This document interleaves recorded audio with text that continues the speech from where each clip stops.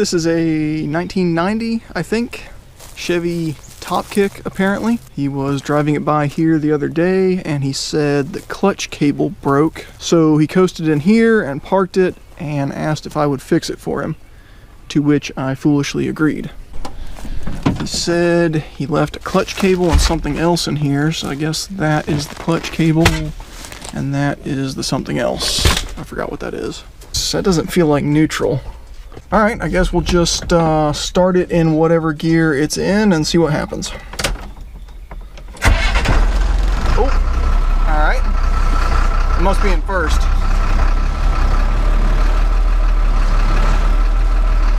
This is fine.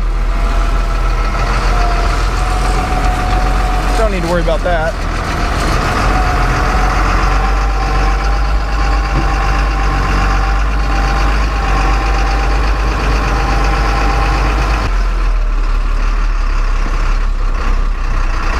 Does this turn off with the key? Yes, it does. All right, awesome.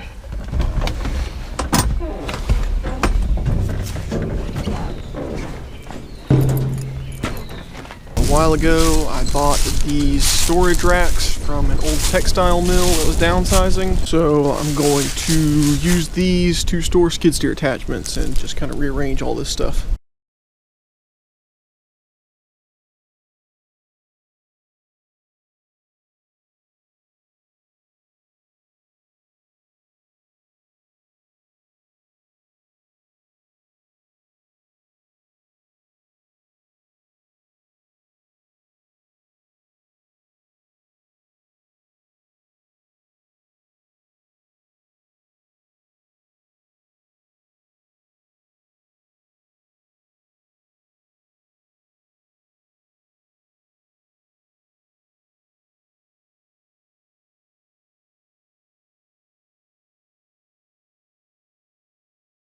I am going to give up on this for right now because this is not working at all how I hoped it would.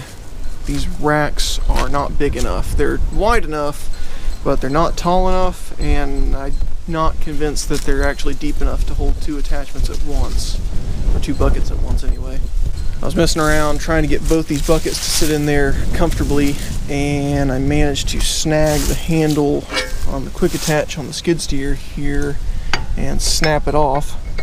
So that's awesome. I guess I'll be replacing that. And the 4-in-1 buckets, which are quite a bit taller, just don't fit in here at all, which I could have sworn I measured and they would, but I guess not.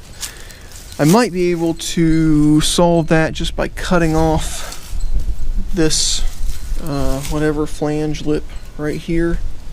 I don't know, that might weaken it though. I don't want to do that. And also my wooden feet that I cut out here are not working either. They keep sliding around on them every time I jostle it. I was going to use like cinder blocks for that, but I was pretty sure they wouldn't be strong enough to hold all this weight.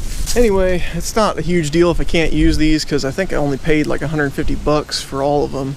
I could probably just take them to the scrapyard and get my money back if I had to. But if they're going to be used as skid steer attachment storage racks, there needs to be a little more planning put into it, I think. Went ahead and fixed that. It wasn't too bad. I think it was about 50 bucks for the part. Took me, I think, about an hour to put it in, mostly because of a stuck pipe plug that I had to get out. But I am now completely out of worthwhile content, so I am just going to wander around and talk about things. Bobcat 334.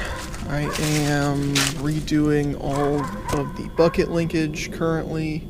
That is taking me a lot longer than I thought it would. Kind of bit off more than I could chew with that, but it's almost done. I'm in the home stretch. I've just got a few more things to do, and then this will be, or should be, a good working mini excavator. Bobcat S250. I bought this for really cheap from a guy who said it had a bad engine, and that was all he knew about it.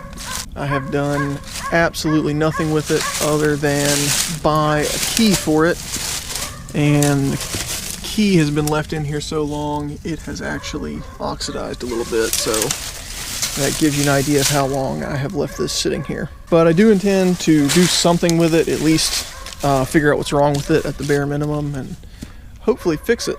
I do still have this dump truck. It actually works fine. I mean, it runs, drives, stops, dumps, does everything it's supposed to do. It does need a few more things to be, I guess, DOT compliant. I've done some more stuff to it. I fixed a bunch of rust holes in the bed.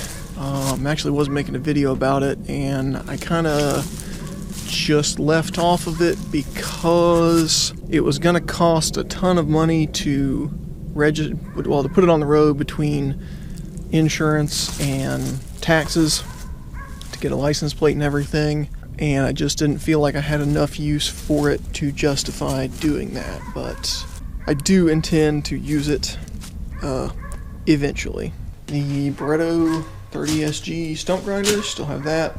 It's awesome. I've only done a handful of stumps with it, but I've made a lot of money on the stumps that I have done, so I don't know why I haven't pursued that avenue more aggressively. I really should get more into that.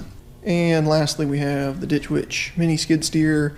It currently needs the undercarriage rebuilt, all the rollers are worn out, and the sprockets are worn out, and probably other stuff. I don't know about the idlers, and the tracks are in good shape, but I think that's probably the only thing that is. I have not been very keen to get cracking on that because the undercarriage parts for this thing are fiendishly expensive. For some reason, Ditch Witch seems to be the only place that you can get them, and they know they have you over a barrel, and they price things accordingly. But it's definitely on the list. I am going to do that so this thing can stop being a project and start being a productive machine. Anyway, that's pretty much everything that I have going on around here at the moment. So I hope everybody has a good Christmas, and if you're one of the many people out there for which Christmas is not good, perhaps I can distract you with some footage of a beloved local New Year's Eve tradition.